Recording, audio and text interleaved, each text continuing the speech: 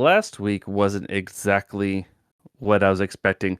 Though, granted, after the first 28 minutes of game time, I had a wildly different idea of what today's discussion was going to be about. So I like that. But welcome back to Panther Shadow. It is week 9. Panthers are still very much in playoff contention. A lot of crazy scenarios. Not a whole lot of USFL news again because it's obviously getting towards the end of the season. So we get to put all of our energy and focus into the insanity that is going to be the next 4 weeks before we crown the second ever Fox-owned USFL champion. I was gonna say it'd be the 5th ever United States Football League champion, but alas, after last week, many people would think that the Panthers don't have a shot. Nope, because of the wonderful concept of divisions in spring football. Not only do we have a shot, we control our own destiny, and we can actually clinch this week. But we'll get to that much later on in the show. Yeah, interestingly enough, actually all 4 North Division teams control their own destiny because of the way that it is set up and the way that the records are. Complete insanity. But yeah, before we get that, let's get through what little news we have. Obviously, playoff tickets. Playoffs are in 2 weeks and then championship in 3 weeks, so get your tickets now. I've been lazy and have not gotten my tickets yet. I'm actually going to make sure I do that this weekend. Nail down which seats me and everybody want to get so we can actually get our tickets and make sure we go. I don't know if I'm doing playoffs yet. I know going through the scenarios, Michigan has one of the better chances to actually make the playoffs next to the Stars. But I don't know, again, if I want to be in Ohio 2 weekends in a row. So there's that decision that I have to make. But tickets are for sale, so make sure you get them. They are obviously going to be on the USFL's website. So do that. Join us, especially because both of us will be there at Summer Stock in Canton for the championship game. I think I'm just going to be there for day 2. I don't plan on staying the night for the 2 days in Canton, so I'll just be there for the one. But if you don't know what Summer Stock is, you should. You absolutely should know. Ref Zach from the USFL podcast. Obviously, this is their second year doing it. Last year was a good time. This year's going to be even bigger and better. So make sure you pay attention. If you don't know what that is, do look into it, and we'll see you in Canton. And I guess we also got a little bit of a look ahead into next year. Yeah, the USFL on all the team websites this week put up a little extra box on the website saying that 2024 ticketing information is going to come soon. Now it's on all the team websites, so it's not exactly like 100% confirmed of the hubs being back. However, given the news that we had last week of the USFL saying they were pleased with the 3 main hubs, Detroit, Memphis, and Birmingham, I don't see any reason why this wouldn't essentially be a soft confirmation that for all of the main hub trio that they're going to be back. Obviously, for the remaining 5 teams in the league, will be a little bit more up in the air as to what's going to go on with them. I do think Canton will return next year. Just we don't know if they're going to have their own team or if they're going to continue being kind of the holding cell for everyone else as they kind of filter through. Either way, exciting to see that that the USFL is pretty much confirmed a year 3, making it last as long as the original USFL. And should the Panthers return next year, which don't see any reason why they wouldn't, would officially mean that the modern Michigan Panthers would outlive the original Michigan Panthers. And they can only mean good things. But to that, yeah, when I saw Brett at the last Michigan home game, he did say, I did ask him about 2024 season tickets, and he did say a couple weeks. I tend to give them a couple to 4 extra weeks beyond that point. But yeah, that news is going to be coming soon. I do believe so. So yeah, keep an eye out on that if you are a Panthers season ticket holder or season ticket holder for any of the hubs. So I'm waiting. I know I'm a glutton for punishment, like I already tweeted about this week. So I will, of course, be one of the first in line to renew my season tickets. But hopefully with better home field outcomes next year. But either way, still, I love seeing my team in person. So I'll be there Yeah. regardless. All right. So last week, dude. Okay. So the first 28 minutes, I really don't have a whole lot of good to say after the first couple series. Like we got that stop, that fumble. I thought, all right, cool. And we started to drive. Corbin had some good runs. It looked like we might actually be in the game. And then all of a sudden, the wheels fell off. Played 10 yards off of, their receivers, which just absolutely gashed the hell out of us. Yeah. But obviously turned it around, went on a 24 or a 20-3 run to finish the game. Unfortunately, of course, as we all know, we did drop that game 24-20, which I predicted the score and outcome. I did get that. So Down couldn't to the give myself points. a Down to better. the points. I did, yeah. I called it 24-20.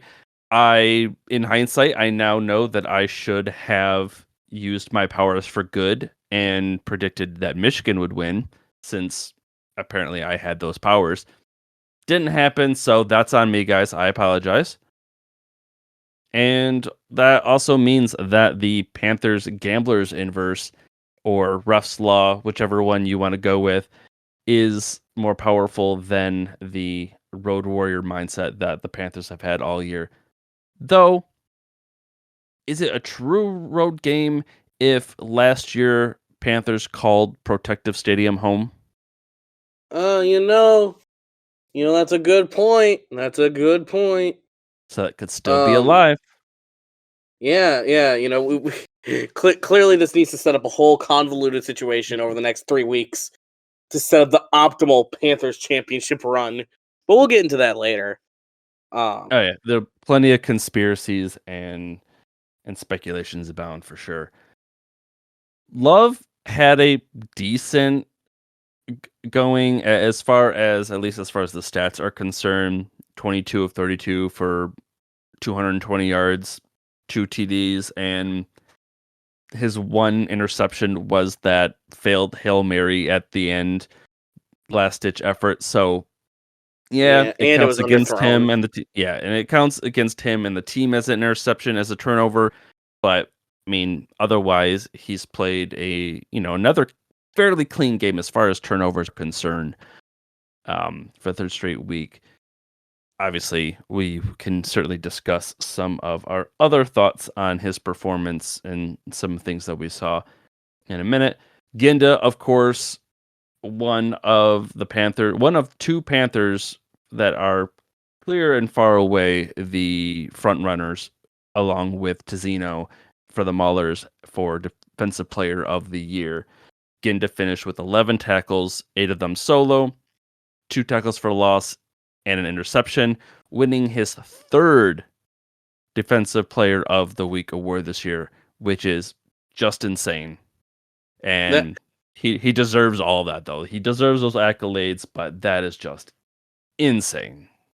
that man's gotten nearly half a gallon's worth of free alcohol from the USFL. Thanks to their deal with Bud Light, you know how they give out the bottle of I can't tell every week to the Player of the Week winner. So hopefully he's saving them bottles. You know, nice little things to have up on the mantelpiece, and hopefully he can bring them, to any contract discussions with any NFL teams that may give him a ring this offseason. Which the way he's playing, these next 2 games or these next few weeks might be the last few weeks we see of Ginda in a Panthers uniform. The way he's playing. Yeah, I expect that of him and Speaks, but certainly You kind of knew going into the season that Genda was going to be a beast. He was top 5 in tackles last year, and right now he just sits a single tackle behind Tizino for the league lead. So, dude has been insane. Again, another fantastic week for him. He's where he needs to be. He doesn't usually find himself out of position. He makes his tackles. He's gotten, he's also tied in the league for interceptions. So, dude is insane. Yeah, hopefully we At have 3 linebacker. at linebacker. Yes. Hopefully we have 4 more games with him as a Panther. I do expect him to, like you said, get an NFL shot this offseason, and it'll be a crime if he doesn't. So, always hate to see us lose our guys. It's always bittersweet, but yeah, I'm super excited for him to actually get his NFL shot, and if he doesn't, it's absolutely criminal. And then Murphy continues his up and down on the year. He missed his one field goal this weekend, but he did end up going 2 for 3. But he did make both of his PATs, so still not perfect, but not terrible, not completely unreliable. Ultimately, at the end of the day, that one missed field goal wouldn't have changed the outcome much. So Yeah. yeah, no harm, And but still would like to, and, and it helped that the coaching staff was definitely willing to help him out because they wasted a timeout as opposed to giving him 5 yards worse field position. You know. Yeah, I didn't write that in my notes because there was so many other things to add, but now, and I completely forgot about it. Yeah, that decision, like I tweeted, what would you rather have? Would you rather have Murphy kick a 42-yard field goal and still have a timeout, or let him kick a 37-yard field goal and burn your final timeout? If you didn't have a good kicker, I'd say uh, I don't know. I probably I would have taken the timeout and I would have went for it, not kicked a field goal if I didn't trust my kicker.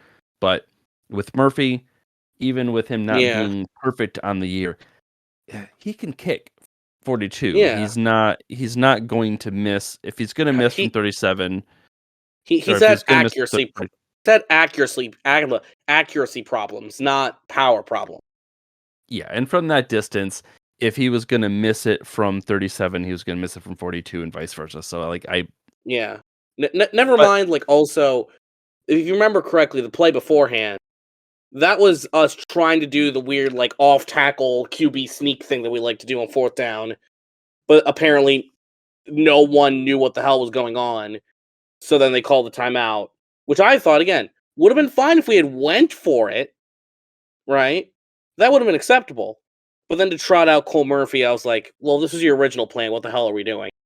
exactly, that was my yeah, that was my biggest frustration.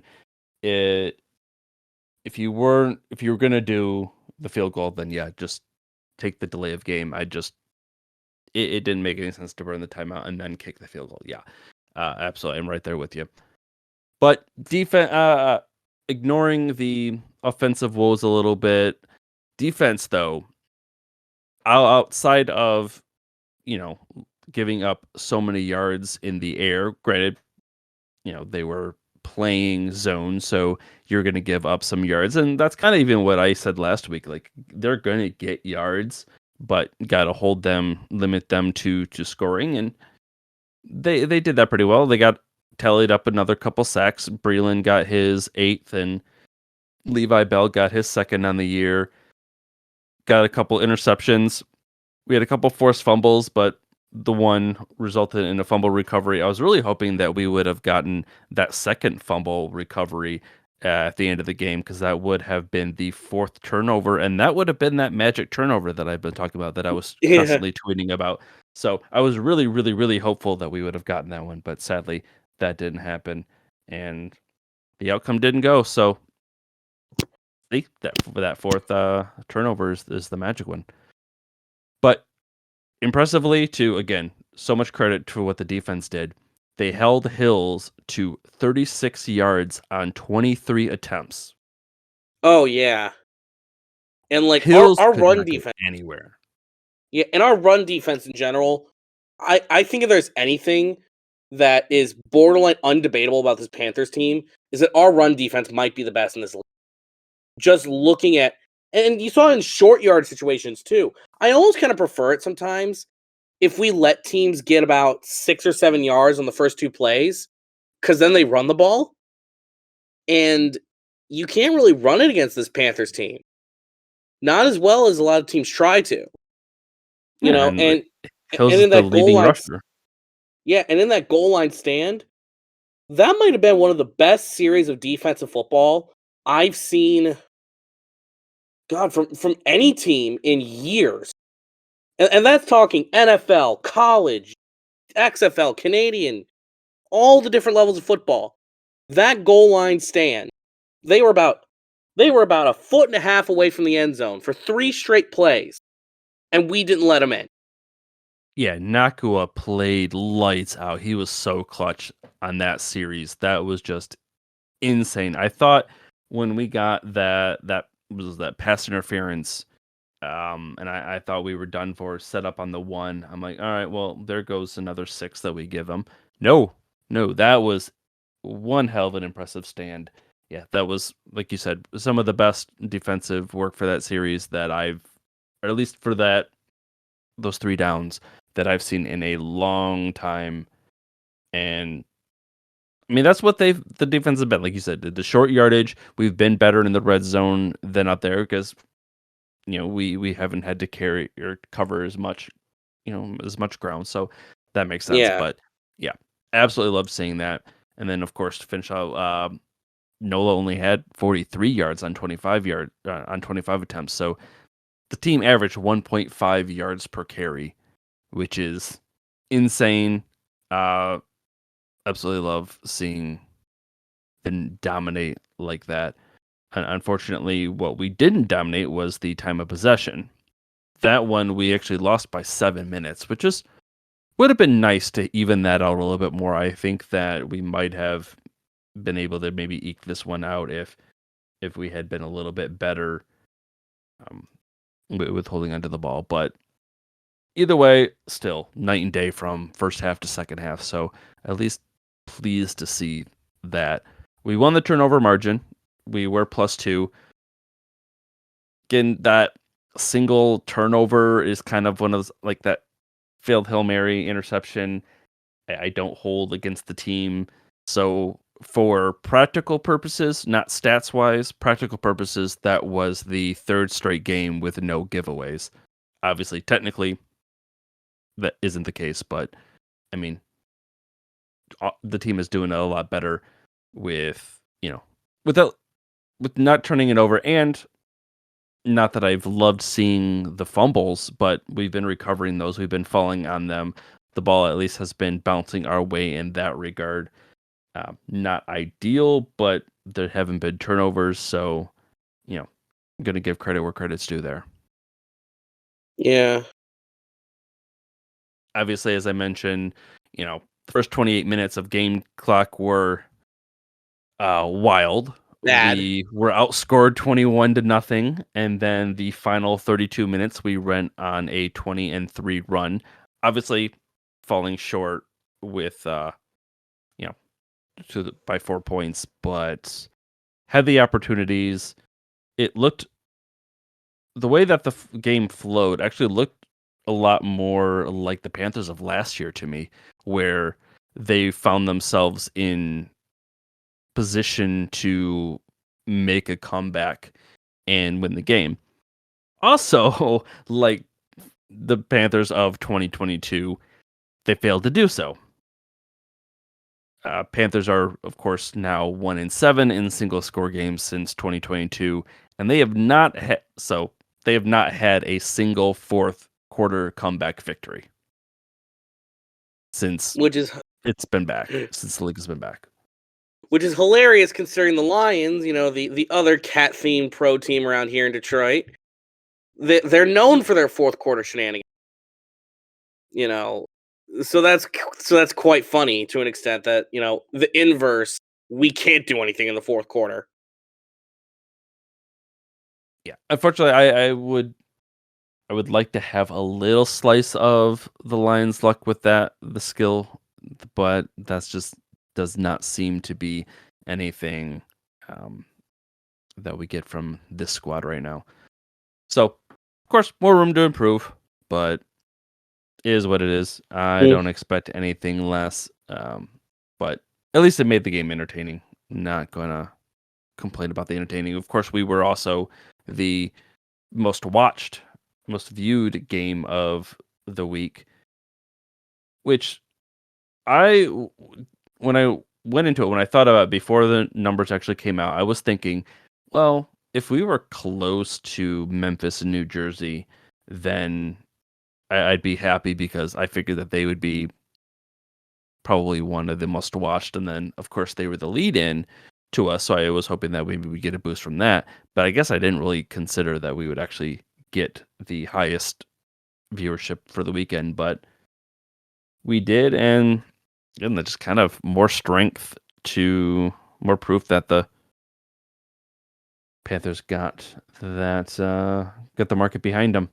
Ooh. Yeah. Speaking of which, Luke Miller did tweet out the other day, um, yesterday, the day before, about the viewership numbers, and Michigan is the second highest in average viewership, and that includes just, I think so far, yeah, just 5 network games, and obviously all the over-the-air games, all the network games are by far the best in viewership, and it's not even close.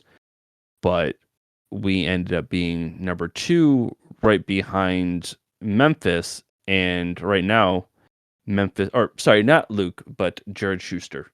Another mixing up my newsroom guys, but Jared tweeted yeah, a couple of days ago that that was the case, and we are, yeah, just 48K behind Memphis, and they have an extra network game under their belt. So obviously, Yeah. Memphis and Michigan and Birmingham are by far the biggest draws for viewership. Granted, do have to admit that part of that for us and Memphis is the fact that we had the Kentucky Derby leading in, and that was what I believe the by far the highest, most watched game for the USFL this year. So Yeah. It gotta was the highest watched spring football game, I think, since the pandemic. so gotta give a little bit of context there, but still love seeing that Detroit and everybody wants to watch the Panthers, even though they have not been the best out of what 18 games. They've only won 5, so you know hopefully Yeah. hopefully the league puts a little more incentive, lights a little bit bigger of a fire under the Panthers' asses next year to get them to be a little bit better. We'll see what changes they make, but hey, it's still 2023, so I'm not going to worry too much about that. And then, It's called force Birmingham to send half their roster here.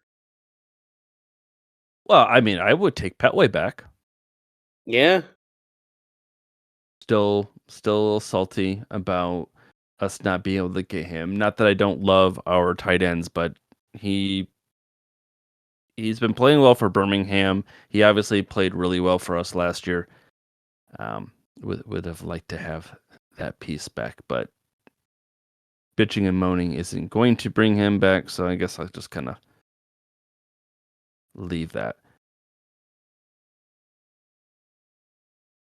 Rambling. What are your takeaways on the game? What are your thoughts, feelings? Well, I mean, the main things with this game for me was just like this has been the problem throughout most of the season. We have to remember that football games start in the first quarter and not the third quarter. Because, like, during the first few games of the season, right? Or the first two, we were able to just kind of barely cling on to a lead or make it at least close enough so that we can spring forward. What I really want to do, especially this week, is get some sort of lightning start. Like, get that week one against the Gamblers sort of start where we just go down, we score, and we need to just start, just put the boot on their throat. Um, Obviously, some of the other issues, a lot of it came down to kind of like just the O line not really helping out a lot. Uh, and the running game kind of seemed to fall a little bit flat at times, primarily down to the fact that like it felt like our running game was drawn up to be a little bit too complicated for like Corbin and for who's the backup we had? We didn't have Stevie Scott in last week. I forgot who the guy we had in as the Yeah, backup was. we had Richardson in. Yeah. Like, so it kind of resulted in, and I know right now Corbin's doubtful, so I can't really speak upon with him. Oh, actually, he's Um, been moved to the inactive roster, so we will not yeah, have him for Saturday. yeah. So just generally speaking, with the running game, keep it simple. Don't force like running backs to make too many decisions. Um, yeah, I mean, I don't know. It's just kind of frustrating considering the fact that like the second half was so good, but the first half was so bad that I can't really discern what is like what team we're gonna get into this week. And that's really been the problem all year is the fact that we literally don't know what team is going to show up week to week. Like what problems are going to rear their head in, which ones aren't, which, are we going to have a good game? Are we going to have a bad game? Like it just never seems to be consistent. Yeah, like you said, with as far as the run game goes, I think part of it was just it was a little predictable on the downs that we decided to run it. And again, it has been the case for I think for most teams, but certainly for the Panthers, that if you start your drive off behind the sticks, like if you lose yardage on first down and all of a sudden now you're in second and 12, 13, second and 15, you're it's a much steeper climb than, Yeah. if you just got 1 or 2 yards, and we were consistently losing yards on first down with some of the runs that we were trying to play, and it was bad for the offense, and then, of course, Nola could just kind of, put some pressure, and then our O-line just could not handle it like it hasn't in the years, so that just resulted in a lot of what we saw. Granted, I did like that we did move Love around a little bit more. He did get to roll out some, which helped in some circumstances, but um, towards the end of the game, him being able to run around did not bode so well. But at least we're trying. At least we didn't just force him to stand in the pocket, stand like a statue, and then get drilled or have balls batted to the same consistency that they had been. So at least we were able to make that. But oh man, uh, the game management I think is my biggest takeaway, and some of the decision making of Love. I think those are probably Yeah. the things that are the sore spots for me. Like I know maybe it's a little greedy to have wanted those 2 touchdowns to in the last 2 minutes of the first half, but when you're in that position to score and it's like 8 seconds left on the clock, don't don't take a sack. Don't just throw it away. Yeah. Don't take the sack. But Love took the sack there, and thankfully, we were able to get a DPI and had another shot, but then we ended up just kicking the field goal. But if you don't take the sack, we have an extra down. We're a little bit closer. You know, it just We can launch an attack, which did end up making the difference. yeah. Well, that and just again earlier in the first half, he was just staring down his receivers. It was interesting watching the game and how in the one series with New Orleans, they were just showing how like MBT was looking our defenders off his receivers, then last second looking and throwing at his receiver for fantastic game, being able to move the defenders with his eyes, and then the very next series you have Klatt talking about Love just staring down his receivers, the complete opposite of what MBT was doing. And it a little frustrating because, yeah, it'd be nice to not lead defenders right to where you're trying to throw the ball.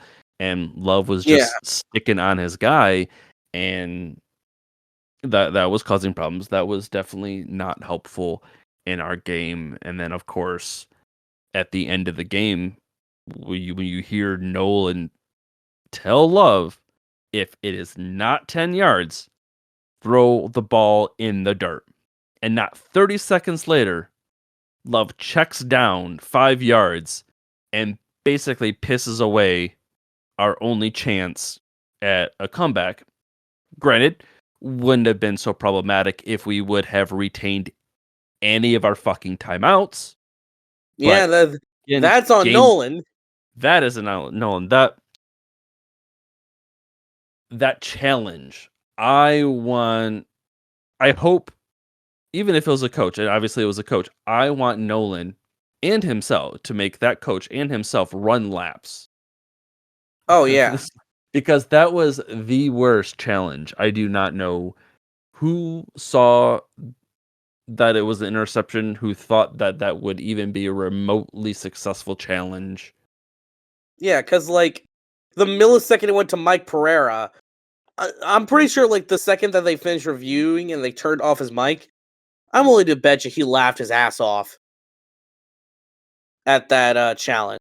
You know, It was one because of the worst challenges I've seen. it was so silly. Like it was obvious it hit the ground. I wouldn't even make that challenge if I was up in that situation. Because I was No. trying to think of like a scenario where you could make, because you could justify it if like maybe the ball was like a half inch above the ground and you're up by 3. You could justify using a timeout in that situation, right? Sacrificing a timeout if it doesn't work out. But no, we were still down, I think, by multiple possessions at that point. Yeah. How desperate were you to pad out Frank Ginda's INT total? I mean, it just, yeah, it boggled me. I was so mad when they threw the challenge flag into that. I'm like, when they initially fell that when he you initially saw the flag, I was thinking, well, maybe they saw something that we just didn't see on TV. Nope, no, they well, yeah, they saw something that we didn't see on TV because they saw a ghost or something. They saw Yeah, something that yeah. didn't even happen. So I They weren't existing in empirical reality. no, and that of course in conjunction with that later timeout when just just let Murphy kick a 42-yard field goal and save that last timeout, we could have had 2 timeouts. We might have even been able to use it against NOLA in, their final series and given us more time if we didn't wanna have to, you know, hold on to our timeouts until, our final 31 seconds or whatever. Either way, there would have been Just a about lot anything. better. It would have been better to use the timeouts in either of those manners than in the way that we did. Uh, and again, just like we've seen throughout the rest of the year, our game management has not been fantastic. Clock management has been bad. Timeout management, whether we use them too quickly or don't use them at all, I, the, that's something that clearly Nolan is entirely at fault for. Is all on him, and I don't know how you can have that much experience and just be that bad with clock management, that bad with your timeouts. Yeah, like But I've been the wondering this only for the last 8 weeks, so this is nothing new. yeah, the only one that was semi justifiable was the last one, but that was because it was the most obvious place to call it ever. But the first two wasted on a challenge, and then you should have just taken the delay of game. It felt humiliating. It really did. Yeah, when that was your last timeout too, when that was your final timeout, and you accept or you take a timeout instead of accepting a delay of game that still would be well within your kicker's range. Because again, Murphy had the 60-yarder last year. He's hit multiple 50 or think he's at least has attempted multiple 50 years, but he's hit longer than 42. Let's just put it that way. He's hit longer Yeah. than 42 this year. And I, I just that decision is still haunting me. Nothing we can do about it now, but still would have liked to have that one back. Yeah. But hey, obviously we expected it. We both predicted that the Breakers were going to take it. I was really really hopeful that we might have been able to get it that home the road field advantage that we have would have been enough. But nope, the inverse took it. The terrible game management and timeout management and decision making by our quarterback took that win away from us. So as much as I want to blame the inverse and blame the cosmos for this, um, yeah, I think it's on the team. But Yeah. hey, it would have been nice. It would have set us up really, really beautifully for the playoffs, considering the rest of the North teams lost earlier in the week. So it wasn't even like we needed the other North teams to lose. They'd already lost. And Yeah. we could have made it a little bit easier on ourselves to be able to clinch playoffs because we would have been able to just win this weekend and would have clinched. But nope, Yeah. we have several scenarios, but either way, we can't clinch without help after this week, and we would have been able to if we had just won. But is what it is. Can't really say I expected anything less or anything more from us. So hey, we still control our own destiny. So I guess ultimately I'm not too broken up about it. We still got 2 more weeks of football, 2 more chances to get us into the playoffs. And for that, I don't really think no, I did not touch my power rankings this week. No. And I mean, I tried to change some stuff. I mostly just moved the Breakers up one and the Gamblers down one.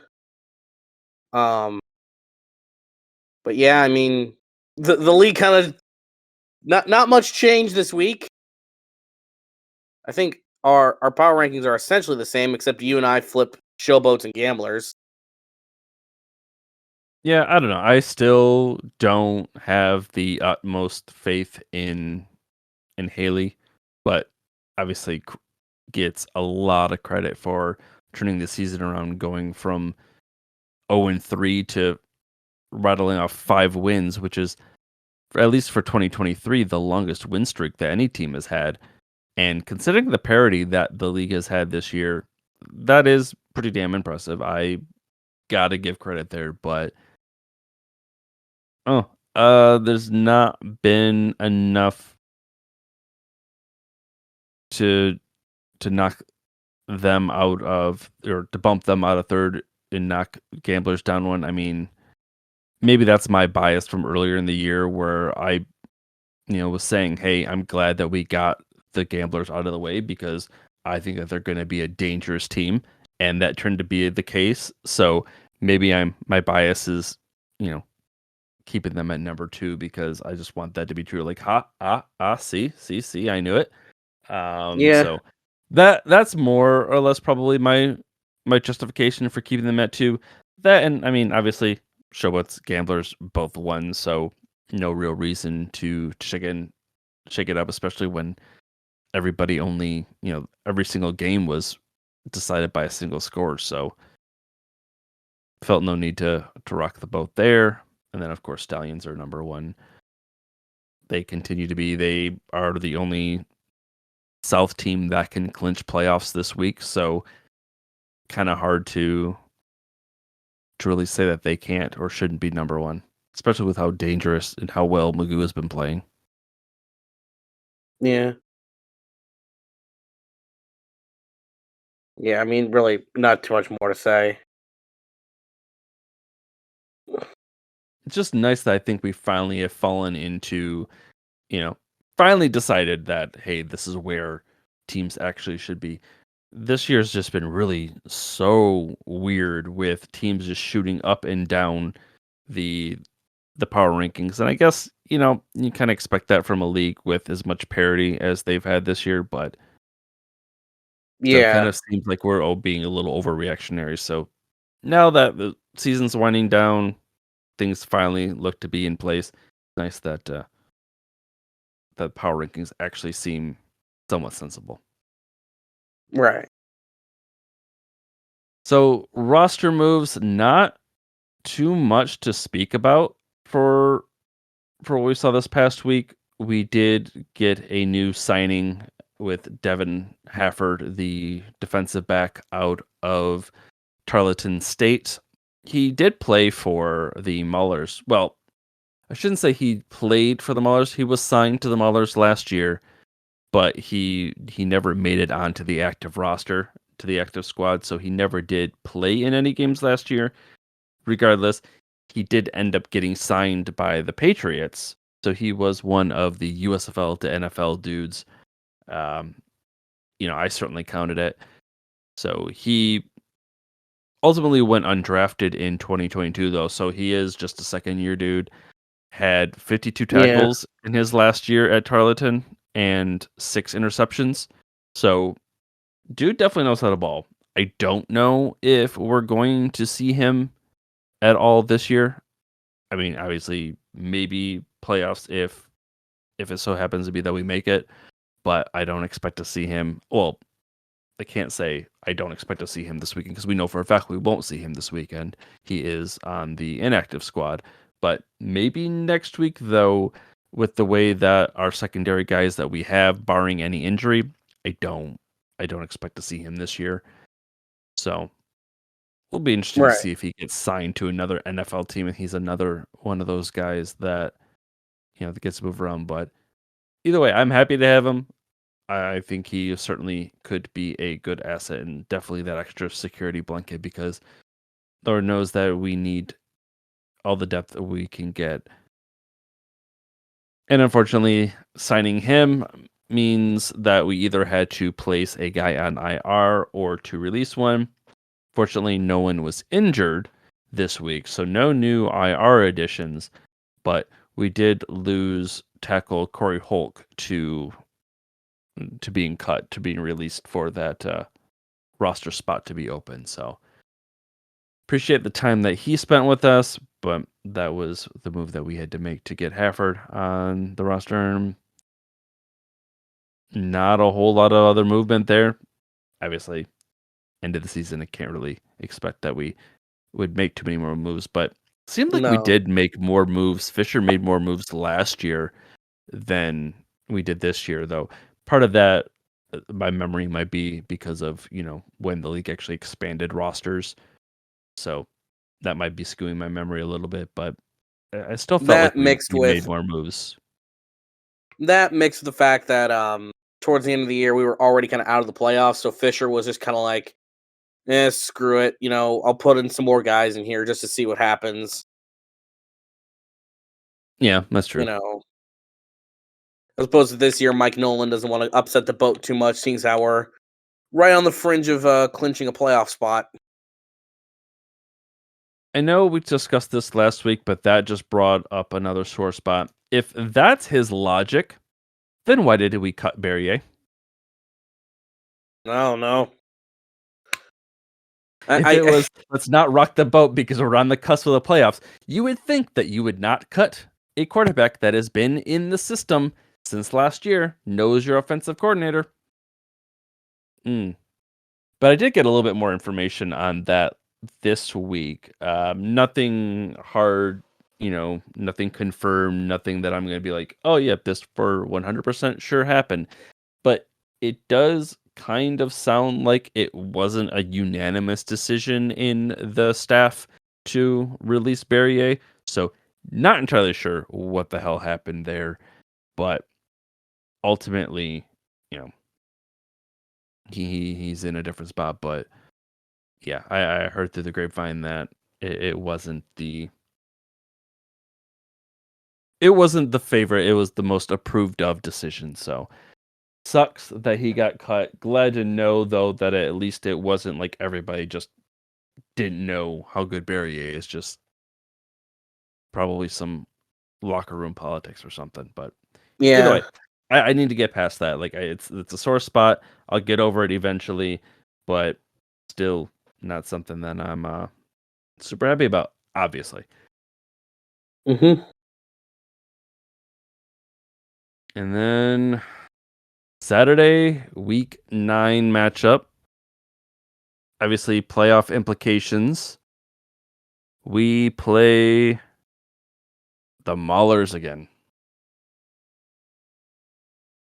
Round two. This time in Is- Canton. Yep. So And, far, and I- we are 2-0 playing in Canton.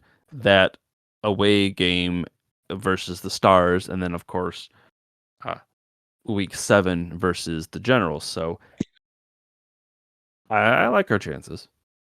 when we're outside of the state of Michigan, we're undefeated against the Maulers all time. Hey, that's something. And then, like I said, Protective was technically our home last year, so maybe that was technically home field for us, so that the away thing doesn't come into play.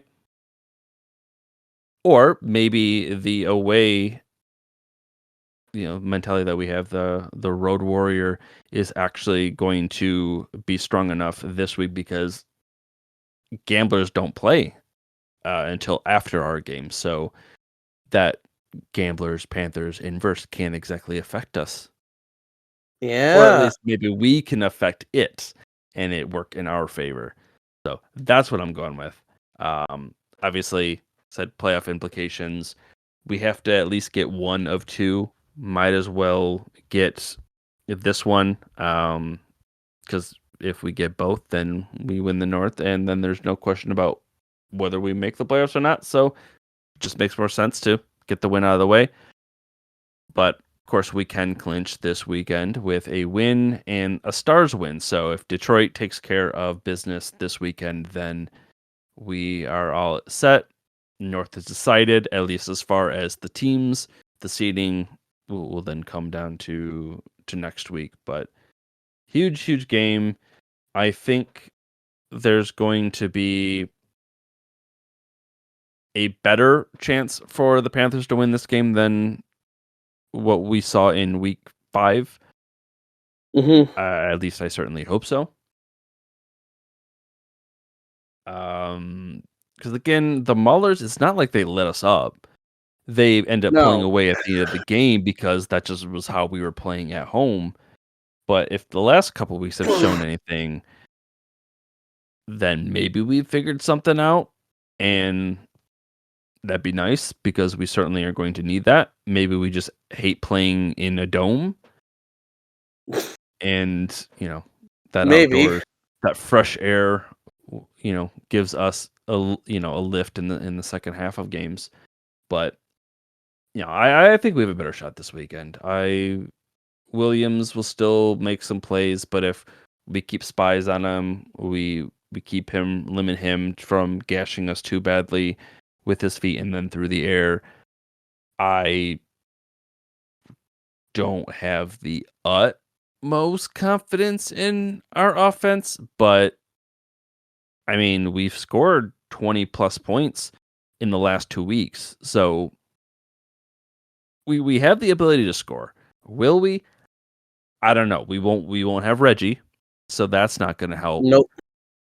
But we do have we still have Stevie, though curiously said he didn't play last week. Not quite sure what's going on there. I wonder if it's again more like infighting and personnel and egos and whatnot, but that's all speculation. Yeah. I have zero information on that, so I don't want to treat it as truth, but kind of makes you wonder with certainly with the way some things have been going the last few weeks with personnel. So I don't know. We didn't cut him, so at least there's that. No. And then we do. Oh, speaking of roster, speaking of not having Corbin in that, obviously Corbin is out. We did move Ethan Westbrooks to the inactive roster as well, which meant we got to then bring Ventrell McMillan back onto the active roster. He was playing well before he got injured and all that, so I would like to see him. Glad to be able to get him back, especially because it seems like Speaks is a little bit banged up. He's questionable, so want to make sure that our D line is we get some guys that can fly around, and then our new dude, one of our new guys, Tawa, he our running back that we recently signed is now active, so we will likely be running with Scott, Richardson, and Tawa. So not sure the order there. I'm going to assume Stevie's going to get the nod, but with the way last week was going, maybe it's Richardson. I don't know. We will have to see. Yeah. I mean, yeah. It'll be interesting to see how that goes up with this Maulers defense. Maybe being forced to throw it a little bit more often will play to our benefit. Because the Maulers definitely are more physical, like beat you at the line scrimmage sort of defense. But either way, I think this is a winnable game for us.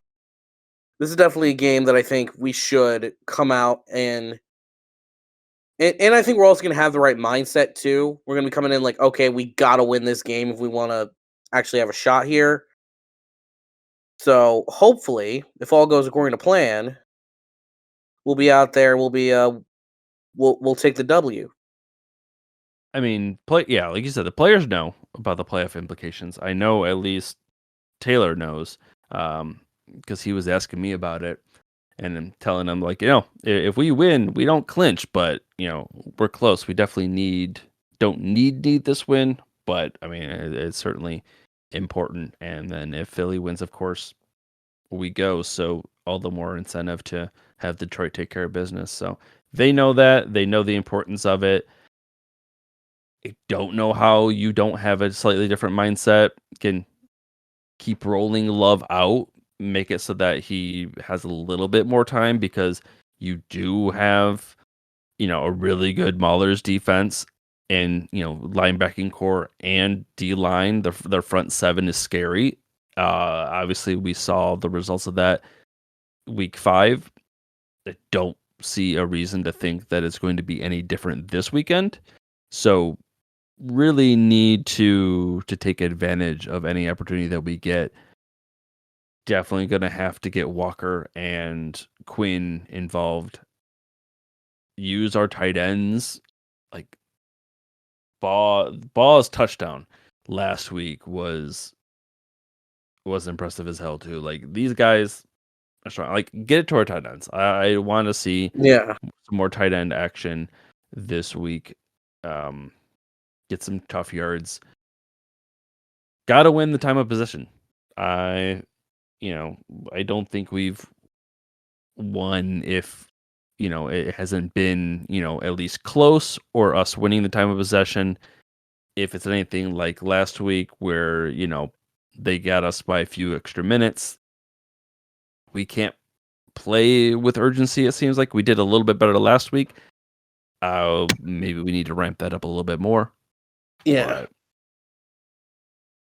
But that's to be But seen. just I'm not super confident in some of the decision making, game management. So I don't know. I just yeah. hope we come out and score. We, like you said, we can win. We've been in every game this year. Except for the Obviously the home showboats. game.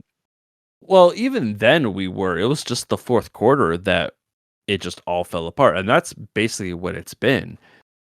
Which third quarter we are like unstoppable. It seems to be for the most part. Like that's actually when we started to play better in our home games too. But then fourth quarter just kind of peter out a little bit.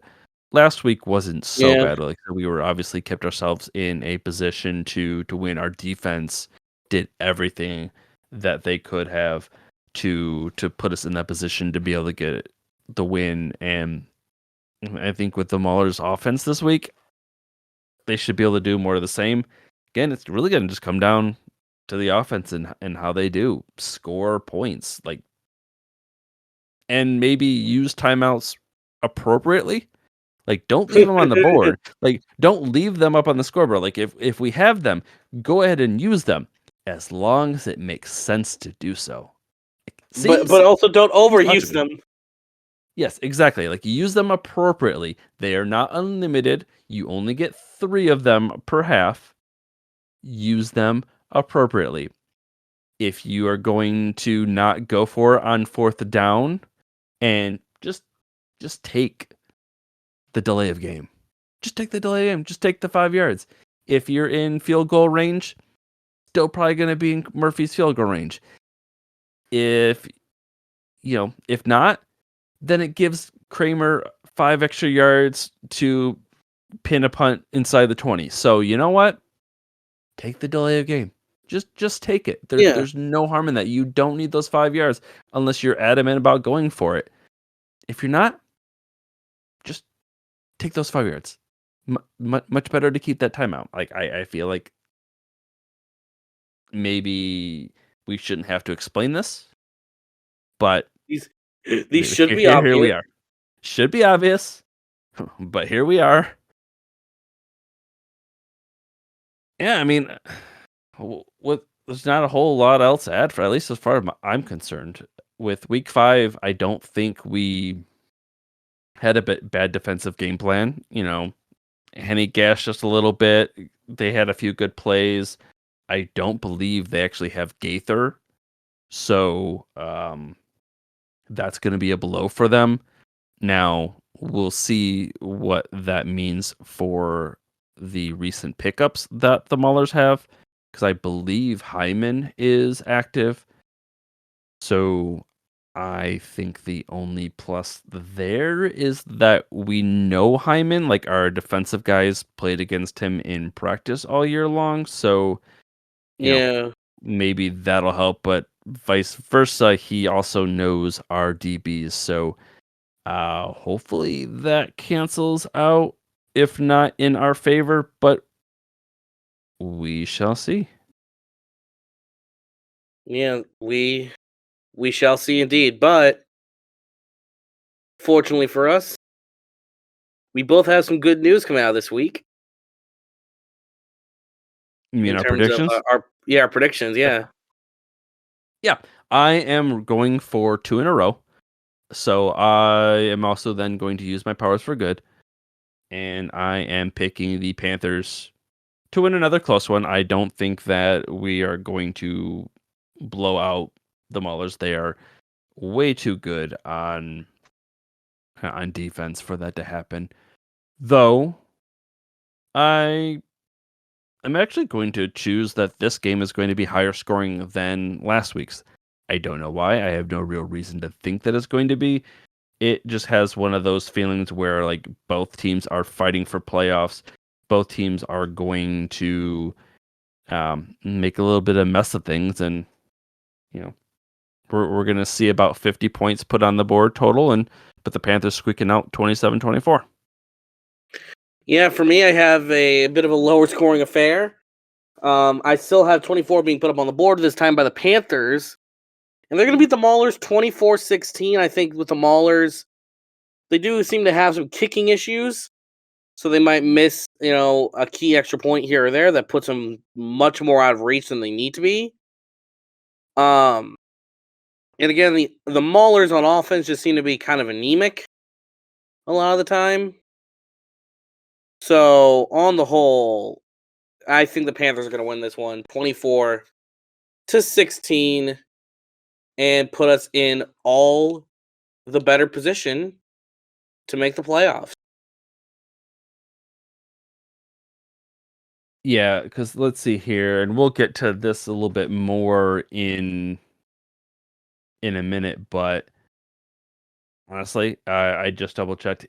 Yeah, Pitt has to win. The Maulers have to win if they want the playoffs. Like, there's no scenario where if they lose on Saturday that they can get in. So Panthers still have some hope to get in if we have to rely on week 10, but this is do or die for Pittsburgh. So I expect them to be playing a little hard. So you know I'm sticking with my higher scoring, but we'll see. Maybe they'll get too hyped up. Maybe they'll put themselves a little too much pressure on themselves and falter. But either way, should be a good game. Weather should be pretty decent. Hopefully, the Canadian wildfires aren't going to choke everybody out. I know a lot of that should clear up by tomorrow, at least for us here. So hopefully that Yeah, is the case for Canton on Saturday. yeah. Hopefully that'll all be squared away. Mm. Um, yeah, But here we get to go to the save the best for last. We get to go through all the playoff scenarios. I wanted to leave this for last because if anyone listening decides that they do not want to talk about us rambling about all the scenarios, because it's a little convoluted, it's a little bit crazy. So I wanted to, let people be able to jump off if they want to. But I spent a little bit more time than I probably should have this week going through all of the 16 different scenarios that are possible with the combination of the four games here. And I mean, for the Panthers, I like our odds. We have out of the 16 scenarios, 10 of them lead to the Panthers getting to the playoffs. 4 of them lead to us winning the division, which is Panthers having to win both games. There's no way for us to win the division without it. But of course, the team with the best chance, though still not a lock, is Philly. They have 13 out of the 16 scenarios they can get in, and most of those, 10 of them, they end up winning the division. So I mean, by that, almost certainly it's going to be the Philly wins. But interestingly enough, all 4 teams have a path to win the division this year, which is just somehow, some insane. way. Somehow, both Pitt and New Jersey have a chance to win the North, sitting at 2-6 going into Week 9. That's just insane, and probably maybe even crazier bit is that there is a scenario, and this is one that I certainly want to talk about because it's crazy.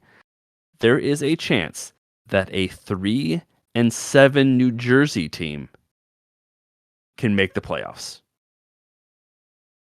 I love the USFL.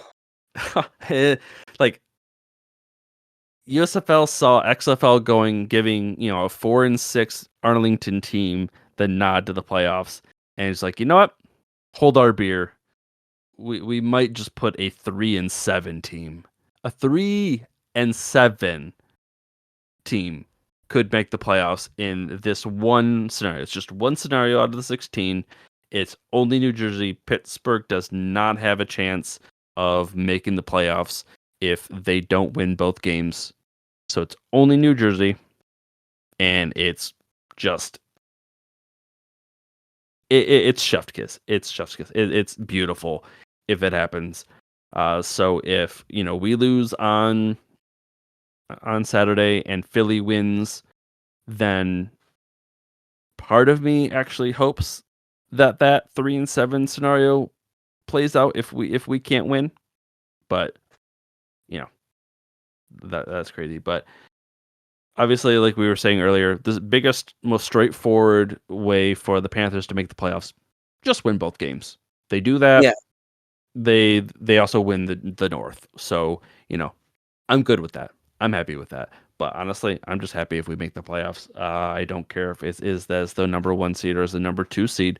And considering how this weekend goes, if we end up having to, we can win on the road, and then for some reason we don't win week 10, maybe we don't deserve, or well, we wouldn't deserve to win the division, but maybe it'll be a good thing because apparently we can't win home games. But we still have one more to see yeah, if that's actually true. But yeah. win, Meanwhile, yeah. go ahead. I was gonna say, meanwhile, on the other end of things, it's so weird to be like in this position 3-5. And we're still talking about like, oh yeah, we can clinch playoffs this week, guys. Let's go. Again, it's just crazy because all 4 North teams control their own destiny. If Yeah, New Jersey wins both games, they're in the playoffs. If Philly's in the playoffs if they just win one game, but New Jersey win both, playoffs. Pittsburgh win both, playoffs. Michigan win both, playoffs. Like the way that this is set up with Michigan and New Jersey not playing and Pitt and Philly play, like this is set up in such a weird way that all 4 teams have a chance to make the playoffs if they win out. Obviously, not everyone can win out, so you end up with the 2 teams that get to go. yeah, It's insane. Um, so there really is only one scenario where the Panthers can't go, or where the Panthers don't have the chance to play in week 10. Like 15 of the 16 scenarios, whether Michigan wins on Saturday or not, all but one scenario at least gives Michigan a chance to make the playoffs with week 10. So for the most yeah, part, Michigan only needs to just win one game, and that really is week 10 or even week 9 on Saturday. Like we need to win. But the yeah. one scenario where we can't, where we're eliminated before we get the chance to play Philly, is if Pittsburgh wins both games. So if they beat us on Saturday and then they beat New Jersey next weekend, and Philly beats New Jersey next on Sunday, then we're eliminated. Whether we win or lose, it we're done.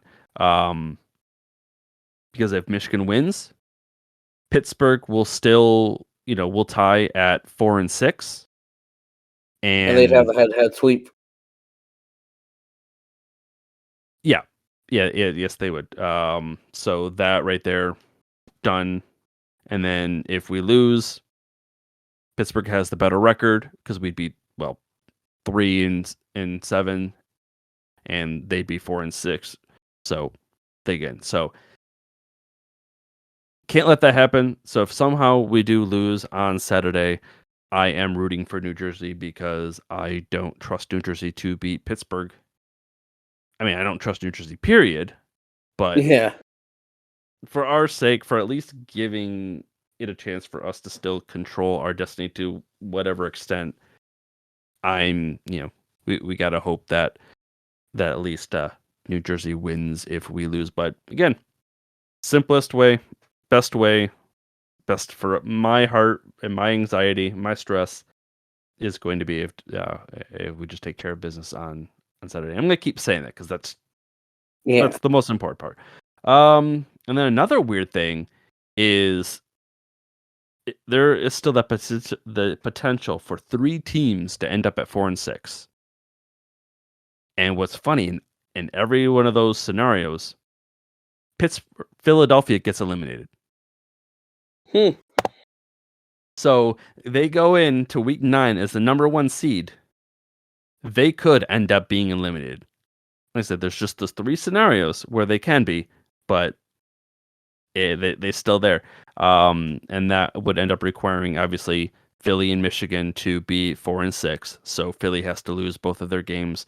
Michigan has to win just one of our games, and that would have to be. Well, I shouldn't say has to win one of our games. It has to be week 10. So we'd have to lose Saturday, and then we'd have to beat Philly, and then whether it be Pittsburgh or New Jersey winning their game on week 10, that would be the decider. And then they would actually be Philly or Pittsburgh, or sorry, New Jersey or Pittsburgh would win the division that way because of the tiebreakers. Because if we were tied with New Jersey at 4-6 along with Philly, New Jersey then would have their first tiebreaker over Philly because they would have won straight Hmm. up 2-0 over them. And then they would have split 1-1 with Michigan, but they would at that point have a 4-2 division record Mm. versus our 3-3. So they would win that second tiebreaker. And then if it's Pittsburgh, they obviously would then have split 1-1 with Philly, but again, they win these next two games, they'd be 4-2, and that would beat Philly's 2-4 division record, and then they would beat us straight up at the 2-0. So, and then we would beat Philly because we would also have, well, the straight up record 2-0 on them, and then it would be Philly and, or sorry, Pitt and Michigan, or again with New Jersey. They would have the tiebreaker over us, and we'd be second seed. So craziness that those two teams at 2-4, or not those two, but one of those two teams at 2-4, if it shakes out, or 2-6, could end up winning the division, which is just Yeah. only in the North, which is hilarious because if you look at the Sun South, you have what Breakers could potentially be eliminated this weekend at 5-3, and here we are at 3-5 with a chance of winning the Clinching. division. It just it's crazy. Why do we have divisions again? I don't know. I'm torn. I clearly, though, Daryl likes the divisions. I mean, he even defended them. Talked about how he liked that with the XFL, this year. So I don't see this moving or changing anytime soon. Hopefully with expansion, there might be a little bit better of a parity across the divisions. But whew, yeah, there's something Yeah. about the North this year is just massively weird. But I do. I want to talk more about the 3-7 New Jersey because that one's just the craziest one. So like I said, Pittsburgh can't do it. They have to win their 4 game, or they have to get to 4 games for them to have any sort of chance of getting into the playoffs. But New Jersey, that's such a doozy. All right, so it's like I said, one single scenario: Pittsburgh has to win, then Philly actually has to beat New Jersey. So first they have to lose for this to work, and then they of course have to beat Pittsburgh, and then we have to lose to Philly. So Philly gets to 6 wins. They are 6-4. They obviously clinched. They are the number 1 seed in the North, and then New Jersey gets to be the team that gets the nod because they would end up then tying Michigan and Pittsburgh at 3-7, and they would win that tiebreaker over us with the second tiebreaker because they would be at the 3-3 North record, whereas we'd be at our current 2 wins and then 2 to 4 losses. So they would beat us there, and they would just end up actually beating Pittsburgh in the first tiebreaker because they would have won both games. They're head to head straight up. So in that scenario, it would be Philly and then New Jersey at 3-7. The USFL is weird.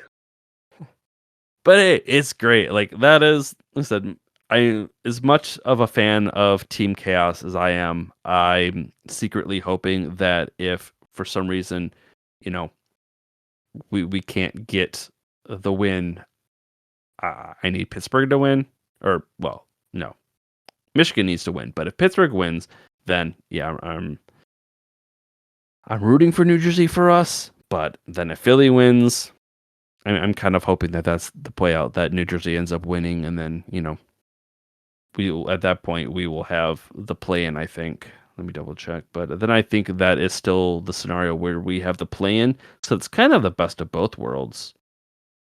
Yeah.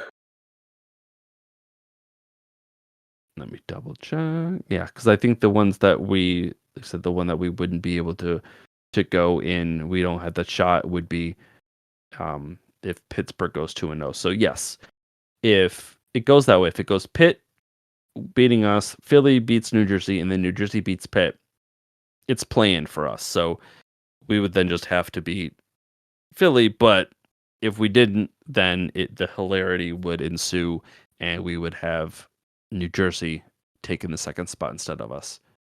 So that's kind of my Team Yeah. Chaos wet dream if that happens, because it would be hilarious. I want obviously Michigan to win, but that's my second favorite scenario. Yeah. I don't like the three teams at 4 and 6 scenario because that would mean that we don't win the North, and I don't like that. I don't want Pitt or New Jersey to win the North. Like that just seems wrong with how awful they've been. Plus, just not a big fan of the teams. So I'd No. rather No. I'd rather they not win the North. So I am certainly not pulling for that weird scenario where we have 3, 4, and 6 teams. Though it would be hilarious to not have Philly make it. It just it'd be crazy. Now with the 4 and 6 or the 3, 4, and 6 scenarios, um, if the Canton teams win this weekend, so obviously again, if Pittsburgh beats us and then New Jersey beats Philly, that leads to Week 10 being play-in. So whoever wins those games get to be the playoffs. So if Pitt and New Jersey win this weekend, then obviously Pitt and New We get de Jersey face off facto next. we get de Well, facto division semifinals. yeah, exactly. So it would be Pitt and New Jersey. They get to decide who Canton sends, and then Michigan and Philly decides who Detroit sends. So that would be another scenario. But I actually would rather play Philly at this point. Yeah. Make my tweet from week 2 not seem so cringe about how the Detroit hub is the better hub because Michigan better than Ohio. So still could Yeah. play out. Like I said, for a minute there, it was looking kind of yeesh, like that aged poorly, but now it's starting to age pretty well again. Uh, but of course, just in time for it to age poorly at the end of this season, which I'm hoping is not the case. Yep. So, of course, the most likely scenario that we'll see, at least, well, not scenario, but matchup, is going to be Michigan versus Philly. I think when I went through all of it, there were 7 different scenarios that led to Michigan versus Philly. 4 scenarios where Philly was the number 1 seed versus Michigan as the number 2 seed, and then the 3 as Michigan over Philly. Then there's no scenario for Canton to play each other. So New Jersey and Pittsburgh cannot play each other in the playoffs. So at least there's that. So at least there was no chance for Canton to have the superiority there. It's at least at the bare Yeah. minimum Detroit versus Canton, and then ideally it's just the Detroit hub because Yeah. Michigan's And I better than think Ohio. yeah. And on the whole, I think it's like what the Panthers have a 75% chance to make the playoffs as things stand. Well, what 10 out of 16 is what 5 out of A 8? little over 50. Yeah, so 62.7%. Something like that. Yeah. But that's also out of the scenario. So we are over half the scenarios we make the playoffs. But as far as odds go to win 2 straight, I mean, we did it to the beginning of the year, but that's also just to win the North. If we only win one game, that brings down, or yeah, if we only win one game, whether it be week 9 or week 10, um, we still end up having about 75% chance. Yeah. Like At least we 75% of would scenarios. need yeah. And if we win this week in particular, it's I don't I think there's only like what one scenario where we win this week but don't make the playoffs or something like that. Yep, exactly one. And that one is if New Jersey wins both games and then Philly beats us week 10. Yeah. So, yeah, out of the remaining 8 scenarios, there's only the one where we don't get to make the playoffs. Yeah. So, ideally, just win. Yeah, week 9 or week 9 this Saturday is the game if we are to win any of the two. we are only to split it. Like you said, this week versus Philly is that way to go. Because again, if I look at us just beating, if we lose to Philly and win week 10, then, well, then we still have 3 scenarios out of the 4 that we can get in.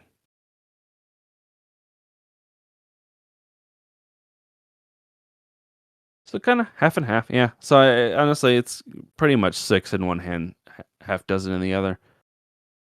But I'd rather not having to wait. There is an excitement level about having that unknown being decided. The last game of the year. But dude, I don't know. It's a 7:30 kickoff or 7 o'clock kickoff on a Sunday. It's gonna be late. I Well, I mean, oh it's just that I mean, school's gonna be out, so the kids at least are gonna be down there, I guess. yeah, but I'm thinking about me. I mean, I requested the day off, so I'm gonna hopefully not have to collect it. But it's a 7 o'clock kickoff, and if it is playoff implications, or we have to win to make the playoffs, and we lose, I remember how pissed I was when we did that. What, week 4 when it was a 7:30 kickoff? Yeah. Ah, Ne- yeah, no. Like that'll annoy me. Like if I was sitting at home, I think it maybe it'd be a little different. I mean, it'll be exciting during the game, but if the score turns sour, then it's going to be one of those where just like, yeah, I wish it would have been a little different. yeah. Obviously.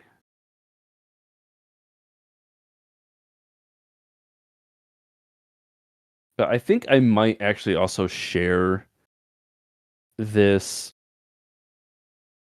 spreadsheet that I created for all the scenarios once this episode is posted. So if I do that, I will tweet it out, and then anybody that listening, anybody that actually wants to visualize and see the different scenarios, I'll either share the spreadsheet or I'll post a graphic of it, and everybody can kind of see how that shakes out. But um, definitely interesting. Like I said, the fact that we have a chance for 3, 4, and 6 teams, and the current number 1 seed would be eliminated in all of those situations, or the 3 and 7 New Jersey. It only in the USFL. Like I do not know what is up with the North, but I mean, hey, last year we were already eliminated. We were sitting at 1 and 7 at this point. So I will take 3 and 5 with serious playoff implications, with us being the second most likely team to clinch a playoff spot. So, or at least in the North. So it's been a short season, I'll tell you that. Yeah. Felt like it's gone by much quicker than last year. I don't know if that's a good or a bad thing. Yeah. Either way, Saturday will also help me determine on whether or not I really need to start thinking about if I should get tickets for the playoff game. I know I can always resell them, but again, I don't know if I want to go to Detroit again, or not Detroit, but Canton. Detroit, Jesus. Yeah, I don't know if I want to go to Detroit again either. Like we've lost all 4 home games. I don't know if I want to. No, I don't know if I want to go to. Like I said this earlier. Like, I don't know if I want to go to Canton 2 weekends in a row. Like that's a lot of Ohio, dude. That's a lot of Ohio. Yeah, especially a small city in Ohio. Comparatively small. Though for the most part, I think it's honestly the driving. Like I don't want to drive that much in 2 weeks. I got burned out enough as it was for the 4 weeks straight going 75 minutes both ways. But so what, over the 4 weeks, that was what, 12 hours of driving. In 2 weeks, I would have 16 going to Ohio and back. So, uh, yeah, there's not. a whole lot of incentive for me to do that 2 weeks in a row. Obviously, championship weekend is a guarantee, but I'll have to weigh my options. But before I can even weigh my options, Panthers need to hopefully at least win Saturday and give me some hope. Either way, all I know is it's going to be entertaining as hell, and none of the teams in the North that are making the playoffs, unless Philly goes out a 2-0 run and gets to 6-4, none of the North teams are going to have actually deserved their playoff spot. But it doesn't matter if they deserved it or not. They go and get it, Yeah. and and it's going to be a wild ride. Yeah. But I think I've made this convoluted enough. I think I've rambled on enough. I think we can kind of leave this here. And I know how I was talking about I would be getting the giveaway for the final game versus the Stars out. I didn't do that this week, so I might actually do that tomorrow after this post. So keep an eye on that. I do want that. I don't want those 4 tickets to go to waste, even though it has been a hell of a time trying to get them given away on social media. Because again, like I said before, is just it seems like those are being suppressed. So definitely keep an eye on that. I will do that. At least there'll be some tweet, something, some way to get rid of them. So watch for that. And you can, of course, do that while you follow us on all of our social media. We are at USFL Shadow on all of the platforms, Instagram, Twitter, and on YouTube. Make sure you subscribe on any of your and all of your favorite audio platforms. I know YouTube Music has now offered, podcasts on that platform, so another place to check us out on. Of course, follow my personal football Twitter at Cheese Soda. You can follow Jack at Panthers Claw MI. And I think with that, we'll leave you and we'll leave you to watch the chaos that is the final 2 weeks of the regular season.